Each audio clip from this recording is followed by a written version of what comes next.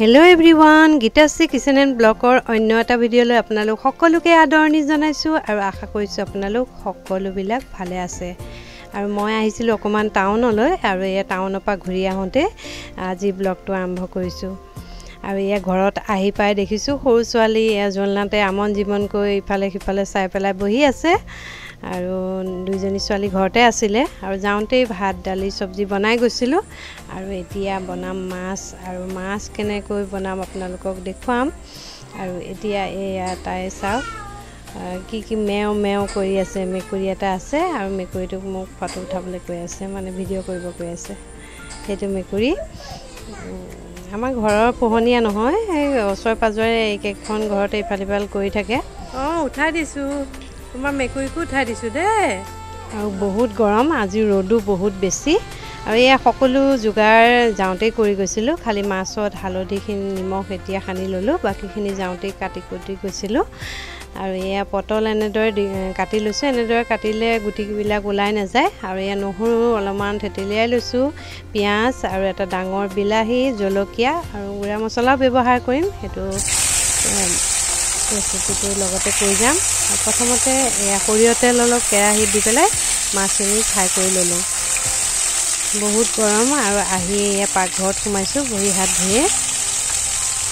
তাৰপিছত দোকানখনো খোলা আছে গতিকে দোকানলৈ যাব লাগিব বহুত লৰালৈকৈ বনালো ৰেচিপিটো আৰু ভাবিলো আজি আপোনালোকৰ মাজতো শ্বেয়াৰ কৰো এই পটল আলু মাছৰ এই ৰেচিপিটো আপোনালোকে বাৰ পটল আলু মাছ দি খাই পাইছেনে যদি খাই পোৱা নাই কেতিয়াবা খাব পাৰিব আৰু এয়া সেই তেলখিনিতে অলপমান পিয়াজ দি দিলো গোটেইখিনি পিয়াজ দিয়া নাই পিছত দিম আৰু যিখিনি খুন্দি লৈছিলো নহৰু সেই নহৰুখিনিও দি দিলো কেতিয়াবা পেষ্ট কৰাতকৈ এনেকৈ থেতেলিয়াই লৈ পেলাই এনেকৈ যিকোনো সবজি বা মাছৰ জোল বনাবচোন অকমান ফুকিয়া সোৱাদ হয় আৰু খাবলৈও ভাল লাগে আৰু এয়া অকমান সময় এনেদৰে লৰাই থাকিলো তাৰ পিছত যিখিনি বাকি থকা পিয়াজখিনি দি দিলো আৰু এয়া হালধি দিলো বহুত গৰম বেছি মা মছলা ব্যৱহাৰ নকৰাকৈ আজি বনাম আৰু এনেকৈ বনালে খাবলৈও ভাল লাগে গৰমত বেছি মছলা খোৱাটো ঠিক নহয় আৰু এয়া দিছো সৰু চামুচৰ এচামুচ জিৰা গুড়াৰ লগত ধনিয়া গুড়াও দিব পাৰে কিন্তু মই বহুত কম মছলা ব্যৱহাৰ কৰিছো গৰমৰ কাৰণে আৰু শাহুমা যেতিয়া অকমান বেমাৰী বেছি এটা মছলা খোৱাও তেওঁৰ বাবে ঠিক নহয় আৰু এয়া নিমখ দিছো নিমখ নিজৰ ইচ্ছা অনুসৰি দিব নিমখ আৰু হালধিটো যিমানখিনি বনোৱা হয় সেই অনুপাতে দিব লাগে সকলোৱে জানে তথাপি কৈ দিলো এনেদৰে যদি পটলটো এনেকৈ কাটি দিয়া হয় তেতিয়া গুটিবিলাক বাহিৰ হৈ ওলাই নাযায় কিভাবে এনেকৈ কাটি দিছো আৰু দুটা জলকীয়া কাটি দিলো জলকীয়া কেটা বহুত জ্বলা কিভাবে দুটাই ব্যৱহাৰ কৰিছো বেছিকৈ ব্যৱহাৰ কৰিব পাৰে আৰু এতিয়া এয়া ডাঙৰ বিলাহী এটা দি দিলো সৰু যদি হয় মিডিয়াম সাইজৰ তেতিয়া দুটা বিলাহী দিব লাগিব আৰু এই বিলাহীটো ডাঙৰ এটাই হৈ যাব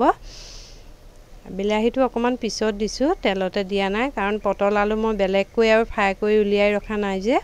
একেলগে কৰিছো কিভাবে বিলাহীটো অকমান পিছত দিছো নহলে অকমান সিজুনতে সময় লাগে প্ৰথমতে তেলতে দি দিলে বিলাহীটো অকমান টেঙা থাকে সেইভাবে টান হৈ থাকে অকমান আলু বিলাক তেতিয়া ভাল নালাগে আৰু এয়া প্ৰায় হৈয়ে গৈছে পানী দিবলৈ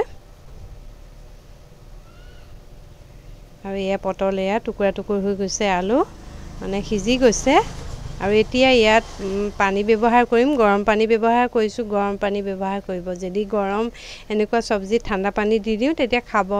খাবলৈ সোৱাদটো কমি যায় সবজিখনৰ যিকোনো সবজি বা মাছৰ জোল যিয়ে নহওক আৰু এয়া ঢাকি দুই এবাৰ এনেকৈ লৰাই আছিলো আৰু এয়া অকমান পানী বেছিকৈ দিছিলো কাৰণ পটলে টানি লব পানীখিনি গোটা পটল দীঘলীয়া কাটিছো যেতিয়া আৰু আলু দুটুকুৰ মানো ভাঙি দিলো অকমান জোলখন তেতিয়া ডাঠ হয় আলু নাখালে আলু নিদিয়াকৈও বনাব পাৰে কিন্তু আলু খোৱা সকলে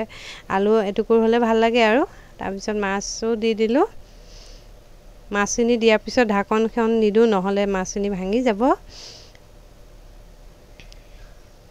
আৰু চাকচোন কোনো তেনেকুৱা ৰং গুড়া বা কালাৰ ব্যৱহাৰ নকৰাকৈ এটা সুন্দৰ ধুনীয়া কালাৰৰ জোলখন হৈছে। আৰু এতিয়া মই এয়া চচ এটা তুলিয়ে পেলাম। লোহাৰ কেৰাহী ইয়াতে ৰাখি নথওঁ, নহ'লে আৰু লোহাই টানি লৈ পেলাই বহুত ডাঠ হৈ যায় জোলখন। সেইবাবে গোটেইখিনি এই চচটোতে ওলাই ৰাখি দিম, ভাত খোৱাৰ সময়ত খাম। আজিৰ ৰেচিপিটো কেনেকুৱা লাগিল জনাবলৈ নাপাহৰিব। আৰু এতিয়া এয়া ঘৰৰ পৰা অকণমান বাহিৰলৈ ওলাই আহিছোঁ, সকাম এটা আছে ওচৰত, আৰু তালৈকে বুলি এয়া ওলাই আহিছোঁ। মই অকলে যাম।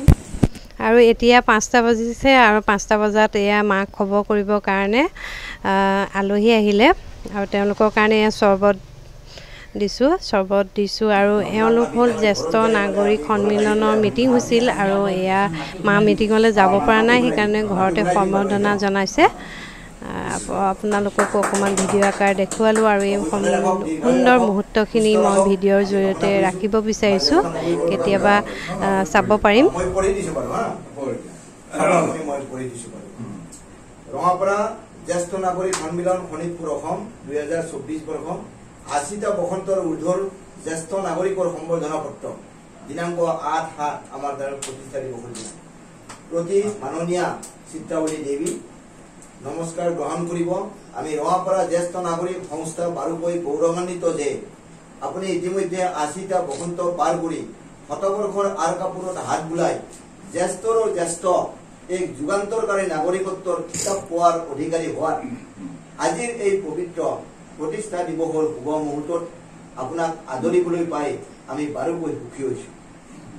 জীৱন দৰ্শনৰ প্ৰত্যেক মুহূৰ্ততে স্বচ্ছতাৰে সুস্বাস্থ্য সুমনোভাৱেৰে ফুৰি চাকি হাঁহি ধেমালিৰে জীৱনৰ বাকী কাল চোৱা সুধী সমাজৰ লগত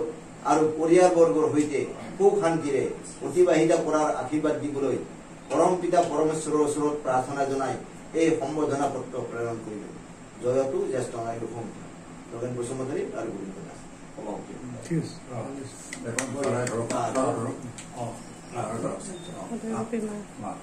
এতিয়া এখেতসকলো যাবলৈ ওলাইছে, আৰু আজিৰ ভিডিঅ'টো ইয়াতে শেষ কৰিছোঁ। থেংক ফৰ ৱাচিং মাই ভিডিঅ'। Bye bye.